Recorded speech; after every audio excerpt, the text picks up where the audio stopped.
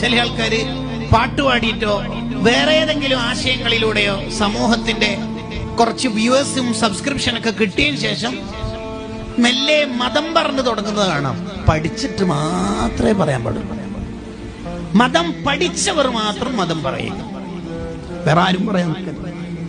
കാരണം ഞാനിപ്പോ ഇവിടെ ഇരിക്കുന്ന ഈ സുഹൃത്തിന്റെ പേരിൽ കളവ് പറയുക എന്ന് പറയുന്നത് ഹറാമാണ്, ഹറാം.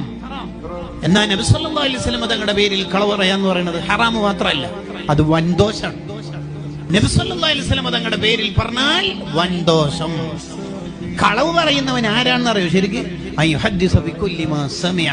കേട്ടത് മൊത്തം പറയലല്ലേ. നിനക്കറിയോ അത്? ഇല്ല. സൂറത്തുൽ ഫാത്തിഹയുടെ 38 നേട്ടങ്ങൾ, അതിൽ 37 ശരിയാന്ന് വിചാരിച്ചോ? ഒന്ന് കളവായാൽ അത് മതി ആഖിറത്തിൽ കൊടുങ്ങാൻ. ഉറപ്പില്ലാത്ത ഒന്നും നമ്മൾ പറയും, പ്രത്യേകിച്ച് മതത്തിന്റെ മസലകൾ, ഹദീസുകൾ, ഖുർആനിന്റെ ആശയങ്ങൾ. നമുക്കറിയാത്തതൊന്നും പറയാൻ പാടില്ല.